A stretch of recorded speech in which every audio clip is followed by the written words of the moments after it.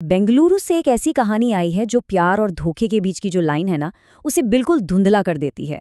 मतलब एक romantic proposal मौत की साजिश में कैसे बदल सकता है। चलिए इसी के बारे में जानते हैं। ये हेडलाइंस है ना, किसी हॉरर फिल्म की स्क्रिप्ट जैसी लगती हैं, पर ये असलियत है। सोचिए, एक 27 साल का लड़का और उसे कथित तौर पर उसी की गर्लफ्रेंड ने जिंदा जला दिया। और ये सब हुआ एक मंगलवार की दोपहर को एक शांत से रिहायशी इलाके में। इस घटना ने वाकई सबको हिलाकर रख दिया।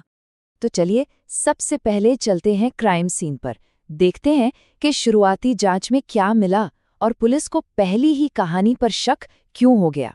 तो 21 अप्रैल 2026 की बात है। पुलिस जब मौके पर पहुंची तो सीन सच में दिल दहला देने वाला था। घर में हर तरफ धुआं था और बीच में एक जली हुई लाश। लेकिन वहां पर जो लड़की मौजूद थी ना, उसकी कहानी में कुछ ऐसा था कि पुलिस के कान तुरंत खड़े हो गए। प्रेमा ने पुलिस को बताया कि वो तो बाथरूम में थी और किरण ने खुद को आग लगा ली। लेकिन जो सबूत थे वो तो कुछ और ही कहानी सुना रहे थे। और बस यहीं से पूरी जांच का एंगल ही बदल गया। तो सवाल ये है कि आखिर उस दिन हुआ क्या था। जब जांच आगे बढ़ी तो एक ऐसी साजिश सामने आई जो प्यार के नकाब के पीछे छिपी हुई थी।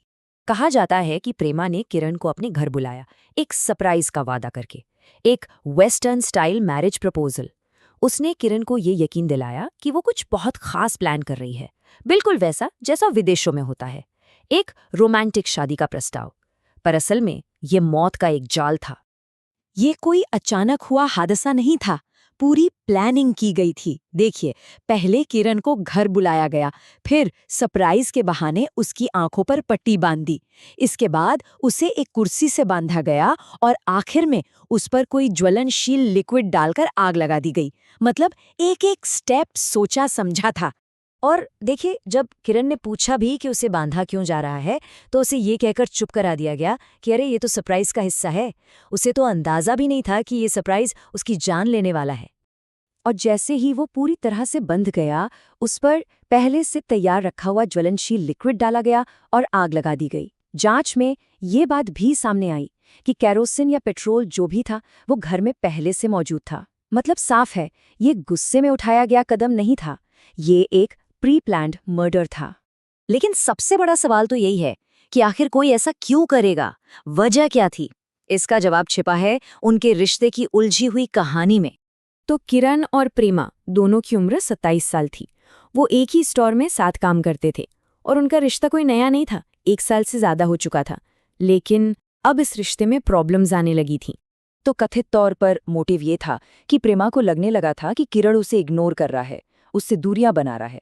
और जब भी शादी की बात होती है तो वो टॉपिक बदल देता है। बस इन्हीं बातों को लेकर उनके बीच अक्सर झगड़े होने लगे थे। यहाँ तक कि पुलिस ने भी यही बताया।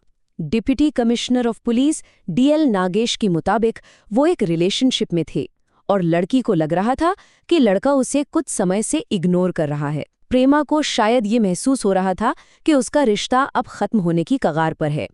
तो अब आते हैं पुलिस की जांच पर। आखिर कैसे पुलिस ने प्रेमा की कहानी को झूठा साबित किया और ये तय किया कि ये सुसाइड नहीं, मर्डर है। जैसा मैंने पहले बताया, प्रेमा ने तो यही कहानी बनाई कि वो वॉशरूम में थी और किरण ने खुद को आग लगा ली। उसने पूरी कोशिश की कि ये मामला एक सुसाइड लगे, लेकिन क्राइम सीन पर मिले सबूत चीख चीख कर कुछ और ही कह रहे थे। सबूत बिल्कुल साफ थे। पहला, किरण की आंखों पर पट्टी बंधी थी, कोई खुद को ऐसे आग क्यों लगाएगा। दूसरा, केरोसिन पहले से ही वहां रखा हुआ था। और तीसरा, CCTV फुटेज में भी साफ था कि किरण अपने साथ ऐसा कुछ भी लेकर नहीं आया था। ये सारी बातें एक ही तरफ इशारा कर रही थी कि ये एक साजिश थी। और एक बात जो इस केस को और भी ज्यादा डरावना बना देती है, पुलिस को शक है कि प्रेमा ने शायद इस पूरी घटना को अपने मोबाइल फोन पर रिकॉर्ड भी किया था। तो बस किरण के परिवार की शिकायत और इन सभी सबूतों के आधार पर पुलिस ने प्रेमा को हिरासत में ले लिया और उस पर हत्या का केस दर्ज कर लिया। बताया जाता है कि शुरुआती पूछताछ में उसने अपना जुर्म कबूल भी कर लिया, जिसके बाद उसे ऑफिशियली अरेस्ट कर लिया गया। ये पूरा मामला हमें सोचने पर मजबूर कर देता है कि प्यार और जुनून के बीच की लाइन कितनी कितनी पतली हो सकती है। और ये भी सोचने वाली बात है कि फोरेंसिक साइंस की मदद से जांचकर्ता कैसे एक सोची समझी साजिश और गुस्से में अचानक किए गए अपराध के बीच का फर्क पता लगाते हैं।